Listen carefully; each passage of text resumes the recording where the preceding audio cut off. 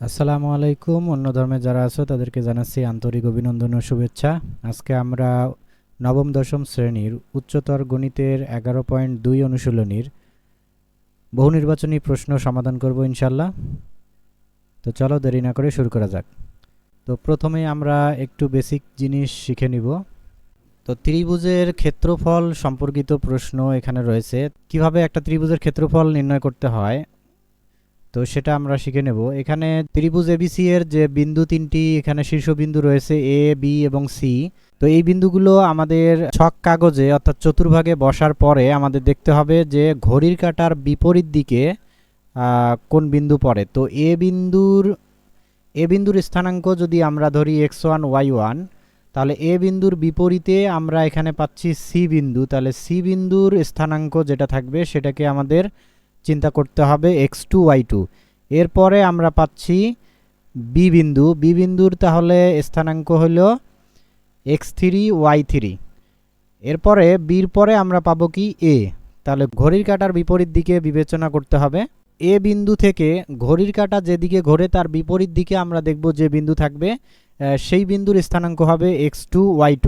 তো আমাদের যে বিন্দুগুলো দেওয়া থাকবে সেগুলো ঘড়ির কাঁটার বিপরীত দিকে বিবেচনা করে নিতে হবে। আর ত্রিভুজের ক্ষেত্রফল বের করার সূত্র হলো half modulus x1 x2 x3, এরপরে আবার হলো x1। তো x1 x2 x3 আবার x1 রিপিট হবে। এরপরে নিচে হলো y1 y2 y3, এরপরে আবার y1। তো যতটা শীর্ষবিন্দু থাকবে তত পর্যন্ত যাওয়ার পরে আবার প্রথমটা রিপিট হবে।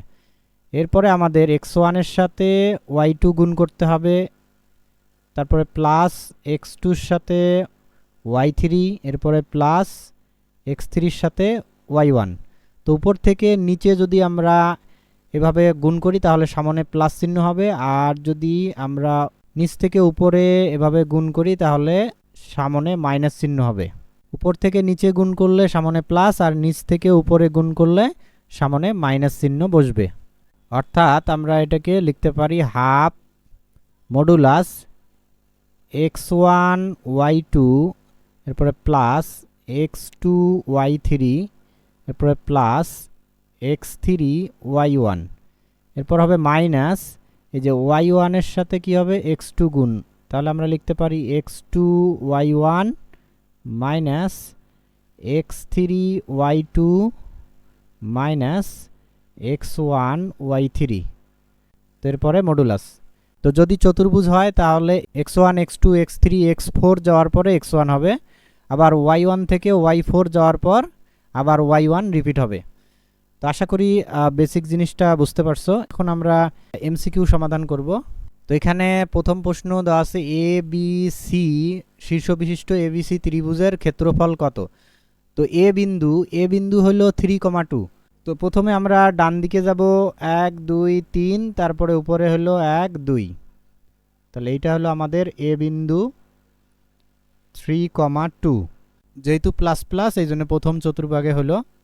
এরপরে বলছে 6 5। তো আমরা এখন প্রথমে ডান দিকে যাব 6, তাহলে 3 পরে 4 5 6, উপরে যাব 5। তো আমাদের বি বিন্দু হলো 6,5।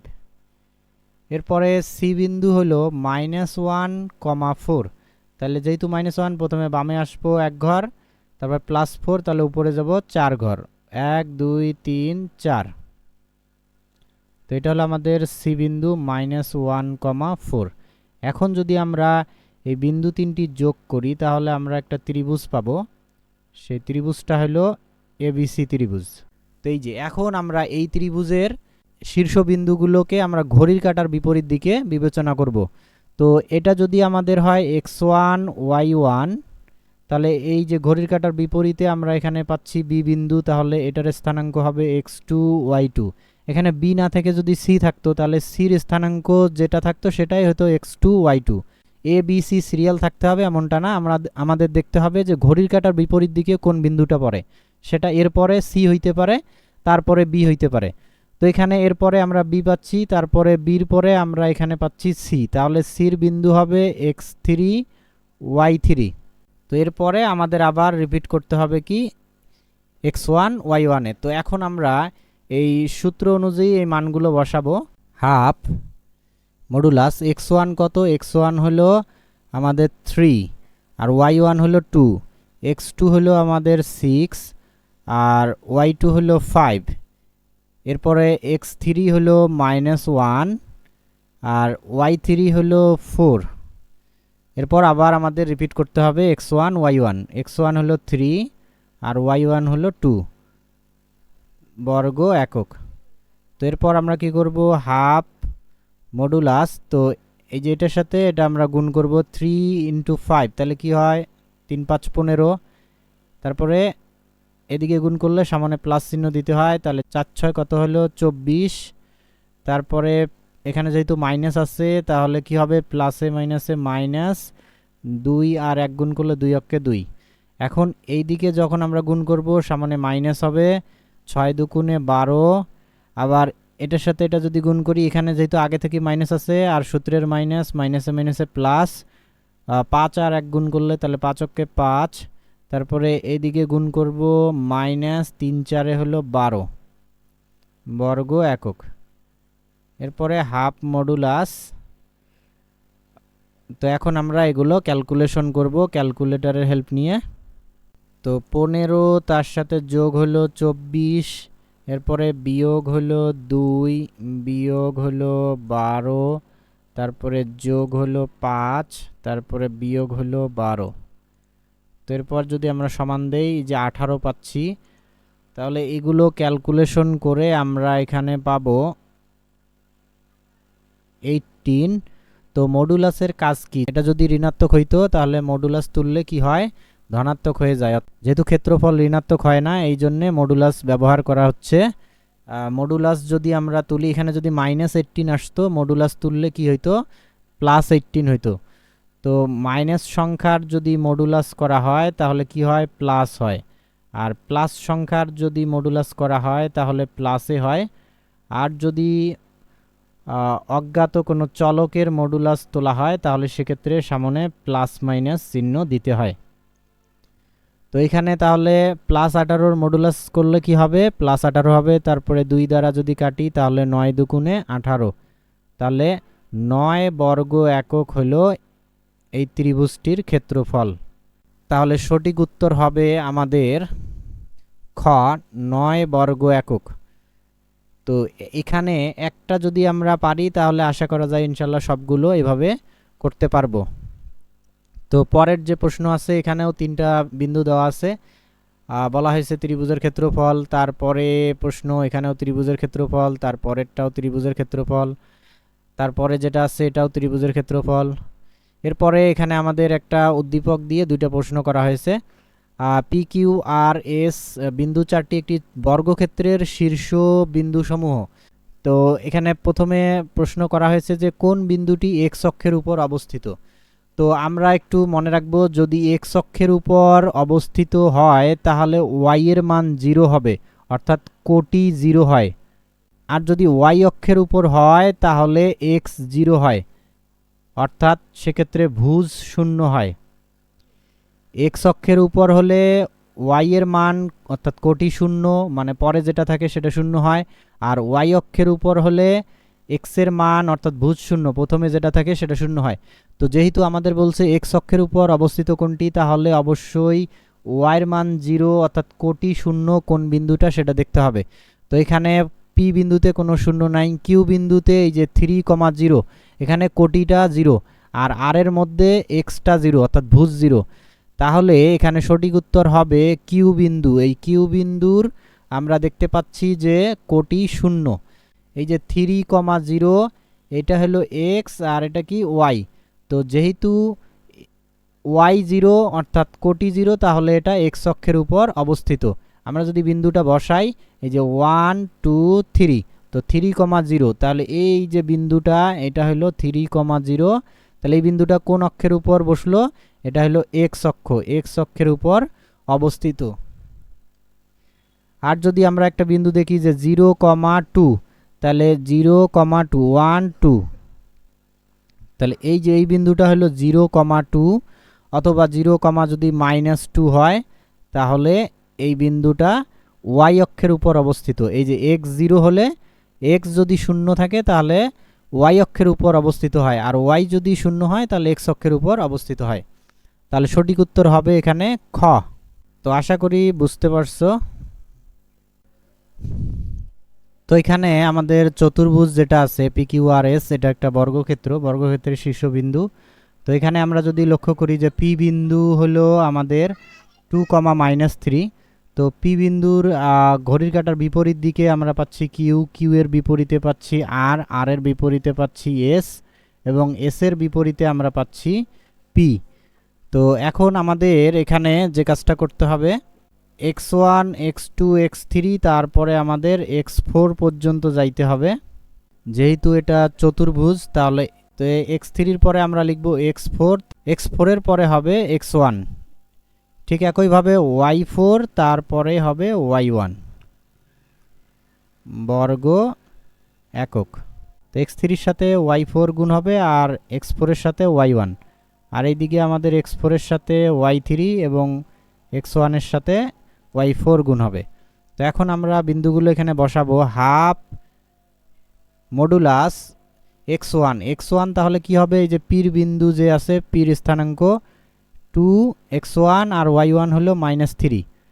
তারপরে আমাদের ঘড়ির কাঁটা বিপরীত দিকে এখানে পড়তেছে q বিন্দুর স্থানাঙ্ক, তাহলে এটাই হবে x2 y2, x2 হলো 3 y2 হলো 0। তারপরে বিপরীতে পড়তেছে r বিন্দু 0 1, তারপরে s হলো -1 -2। এরপরে আমাদের আবার x1 y1 রিপিট হবে, x1 হলো 2 y1 হলো -3। তো এখন আমরা ক্যালকুলেশন করব।